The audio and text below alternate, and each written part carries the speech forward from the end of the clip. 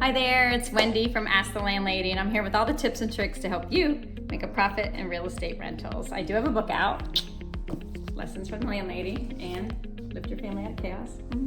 Check those out on Amazon or my website, askthelandlady.com. But today's question is, as a landlord or landlady, do I need to be concerned about OSHA safety and training? Okay, so if you employ anyone, you are responsible as their employer to provide a safe workplace and to comply with all state, local, federal laws and health and safety standards.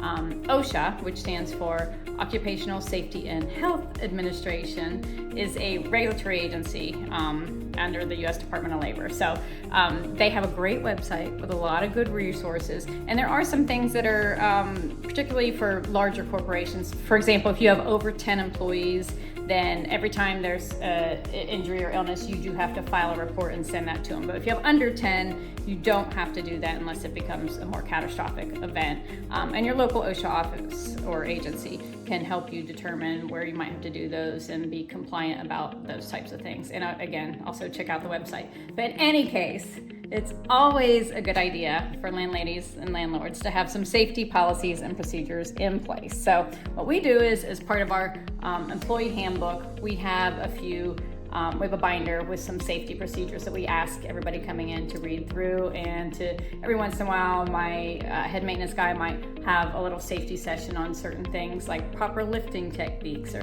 how we should be properly storing our chemicals and ladder safety. We never send anybody out on a ladder by themselves, right? And so we have certain things in place where we want to keep everybody safe, and we want them to know what safety means on the job. So you can also attend some safety council meetings. A lot of times that helps you with your workers' comp rates, so you can attend those things. We do a lot of webinars with workers' comp about safety issues, and just try to stay on top of things with webinars. This is particularly important during the COVID pandemic when nobody knew what was going on, what we were doing. We were trying to keep everybody safe and not infected. And so you know, when things are changing rapidly, you really need to read and do as much as you can. It's important where we landlords and landladies talk and learn from each other and do those types of things. It's also really important for you property owners that have to deal with a lot of catastrophic events like disasters, maybe with hurricanes, if you're on the coast,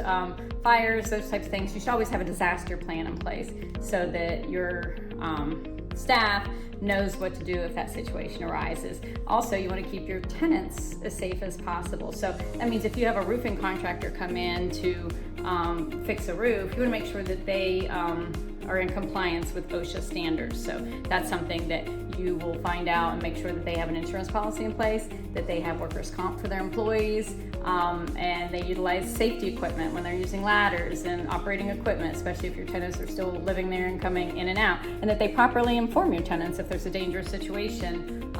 So like if you contract with somebody for pest control treatments, you want to make sure that they inform your tenants about not letting the pets outside until, you know, the chemical has been absorbed or whatever.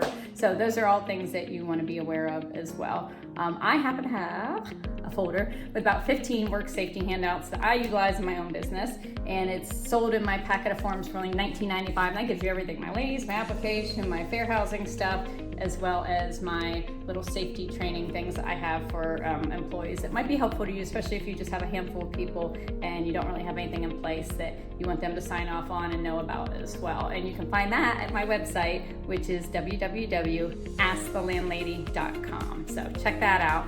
Again, we're all in this together, so subscribe so we can keep talking about these things, and shoot me a comment. Is there some other things I haven't thought about with OSHA training and OSHA safety issues with employees? I'd love to hear about it from you. So thanks. Have a great day.